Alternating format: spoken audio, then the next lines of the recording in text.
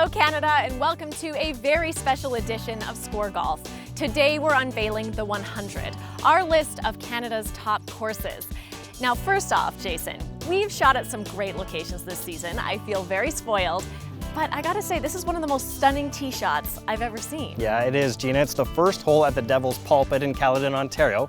It's been a staple on the list since it opened in 1990, as has its sister's course down the road, Devil's Paintbrush, and we'll tell you where those courses finished up on the list a little later on in the program. Okay, but first, I just want to say this is my first time unveiling the 100. I'm very excited, but I'm also curious, and I bet our viewers are too, just how exactly was this list created? Good question, Gina. Well, first of all, any of the approximate 2,300 courses in Canada that have a minimum of 10 ratings are eligible for the list. And that list is decided by a large panel of experts spread throughout the country.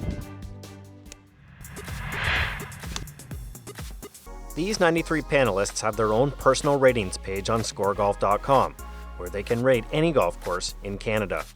They do so on 9 criteria: beauty, strategy, challenge, design, par 3s, par 4s, par 5s, conditioning, and fun.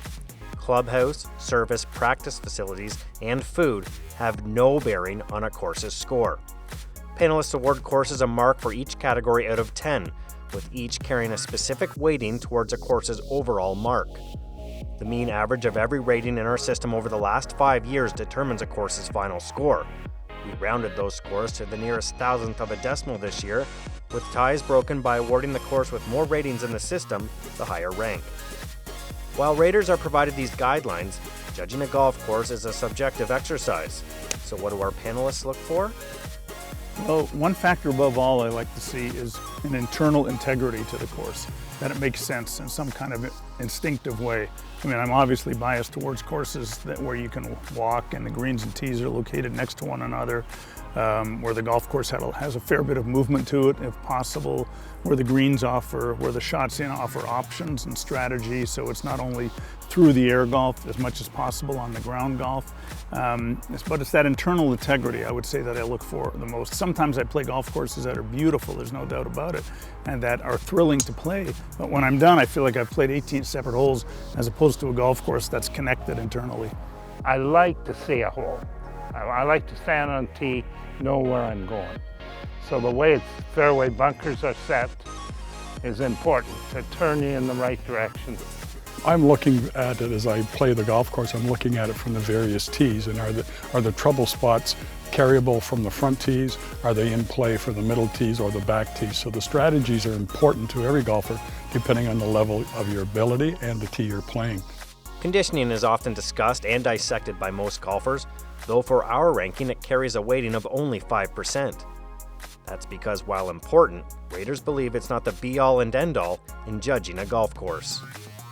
You got to be able to putt on the green. So if you have good greens, that means a lot. And as far as overall conditioning, in some areas you go to, if you go up to Jasper or Highland Links, that they may not be in top condition, whereas a course in southwestern Ontario will be in a top condition in June, for example. Conditions can change, so we're seeing it in a snapshot on any given day. The golf course framework and the bones and structure has to be there for the golf course to be good. And what about the age-old suspicion that raters judge a course based by how well they played that day? We can assure you that is not a consideration. You really try to be professional about it. I think that we all have our good and bad days, but we're there to rate the golf course. I don't think your score that day has a big overall final decision on your rating. I know that my game varies so much nowadays, and probably any amateurs, any of the raters, their games are going to vary, the quality of their games will vary, so I don't think that's really a reasonable way to judge a golf course. So it doesn't influence me, I wouldn't say at all.